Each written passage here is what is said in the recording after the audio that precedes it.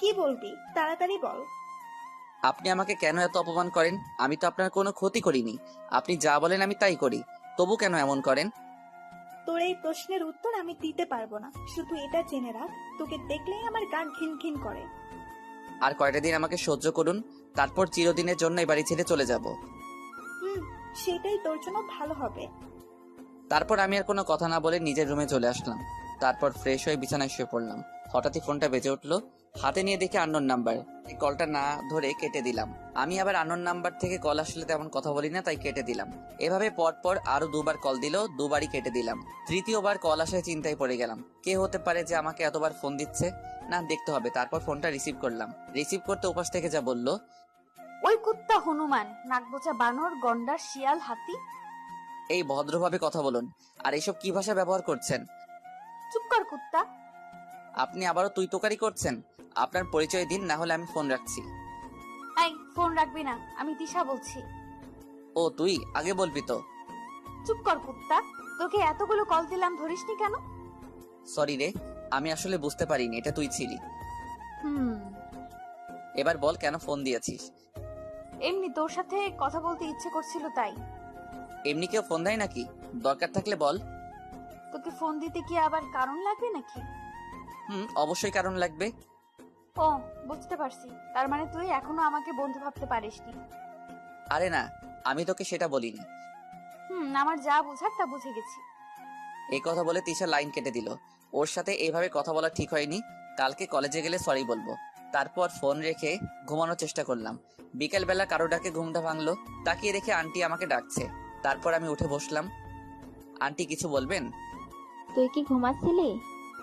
না, ওই চোখটা একটু লেগেছিল। তাহলে তো আমি তোর ঘুমে ডিস্টার্ব করলাম। আন্টি বলুন কি লাগবে।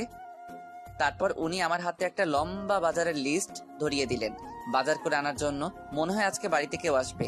আমি আন্টিকে জিজ্ঞেস করলাম, আন্টি আজকে কি বাসায় মেহমান আসবে? নীলা বলল ওর বান্ধবীরা আসবে। এখন যা, গিয়ে তাড়াতাড়ি বাজার করে আন। আচ্ছা।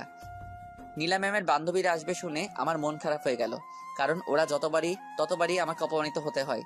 তারপর বাজারে চলে গেলাম। বাজার করে বাড়িতে আসলাম। বাড়িতে আসার কিছুক্ষণ পরে মাগরিবের আজান দিল। তারপর মসজিদে চলে গেলাম নামাজ পড়তে। নামাজ পড়া শেষ হলেই বাড়ির দিকে রওনা দিলাম। বাড়ির সামনে আসতেই দুটো প্রাইভেট কার দেখতে পেলাম। বুঝতে আর বাকি রইল না যে ওনারা চলে এসেছে। তারপর বাড়ির ভিতরে ঢুকতেই দেখলাম সবাই সোফার উপর বসে আছে। ওদের মধ্যে দুজন ছেলে আছে। ছেলে দুটোকে আমার চেনা চেনা লাগছে, কোথাও যেন দেখেছি। এসব ভাবতে লাগলাম। হঠাৎই নীলা ম্যাম আমাকে দেখতে পেয়ে বলতে লাগলেন, ওই তোরা সবাই দেখ, নবাবজাদা এসে গেছে। আসলে নামাজ পড়তে গিয়েছিলাম। তারপর যা, আর ওদের জন্য কিছু নাস্তা নিয়ে আয়। আচ্ছা ঠিক আছে, নিয়ে আসছি। তারপর আমি রান্নাঘরে গিয়ে ওদের জন্য নাস্তা নিয়ে আসলাম। তারপর সবাইকে নাস্তা দিতে লাগলাম।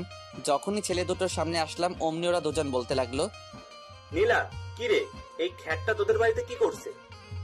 আর বলিস না, বাবা কি দেখেছে ওর মতো একটা খ্যাত এই বাড়িতে নিয়ে আসলো, সেটাই বুঝতে পারছি না। ছেলেটা আবার বলতে লাগলো, নিশ্চয় ওর কোনো মতলব আছে তাই। এইভাবে আরো নানাভাবে সবাই আমাকে অপমান করতে লাগলো। হঠাৎই কেউ একজন বলতে লাগলো, তাকিয়ে দেখি নীলা ম্যামের বান্ধবী জয়া। এই তোরা সবাই কি শুরু করলি? যে একটু সুযোগ পেলি অমনি সবাই মিলে ছেলেটাকে অপমান করা শুরু করলি। কি রে, তোর আবার কি হলো? কিছুদিন ধরে দেখছি তুই ওর হয়ে একটু বেশিই কথা বলছিস। আমি ওর হয়ে কোনো কথা বলছি না, শুধু তোদের ভুলটা ধরিয়ে দিচ্ছি। ও আচ্ছা, এখন কি আমাকে তোর কাছে ঠিক ভুল শিখতে হবে নাকি? হ্যাঁ, অবশ্যই শিখতে হবে, কারণ তোর মাঝে অহংকারী মনোভাবটা একটু বেশি আছে। তুই কিন্তু এবার একটু বেশিই বলছিস। উচিত কথা বললাম তো, তাই। দেখ, তুই যদি আজকে আমার ফ্রেন্ড না হয়ে অন্য কেউ হতি, তাহলে আমি তোর সাথে কি যে করতাম। তুই কি করবি আমার জানা আছে, পারবি শুধু কথায় কথায় মানুষকে অপমান করতে। এদিকে আমি দর্শকের মতো দাঁড়িয়ে ওদের দুজনের ঝগড়া দেখছি। মনে হচ্ছে যেন আমি টিভিতে কোনো সিরিয়াল দেখছি। আমি ভাবতে লাগলাম, জয়ার হঠাৎ আবার কি হলো? কিছুদিন আগেও তো আমাকে অপমান করার জন্য সারাক্ষণ আমার পিছনে পড়ে থাকতো, আর এখন সেই কিনা আমার হয়ে প্রতিবাদ করছে। এভাবে ঝগড়া করতে করতে এক পর্যায়ে জয়া বলল, তোর সাথে বন্ধুত্ব করে আমি অনেক বড় ভুল করে ফেলেছি। যে মানুষকে মানুষ মনে করে না, তার সাথে আবার কিসের বন্ধুত্ব? এই কথা বলে জয়া চলে গেল। এদিকে জয়া চলে যাওয়ার পর নীলা ম্যাম আমার সামনে এসে ঠাস করে একটা চড় মেরে বলল, আজ শুধুমাত্র তোর কারণে জয়া আমার সাথে এরকম ব্যবহার করলো। বল, তুই ওকে কি জাদু করেছিস? গালে হাত দিয়ে মাথা নিচু করে দাঁড়িয়ে আছি, মুখ দিয়ে কোনো কথা বের হচ্ছে না। কি হলো, কথা বলছিস না কেন? কি বলবো? তোকে তো আমি পরে দেখে নেব, আগে এদের বিদায় করি।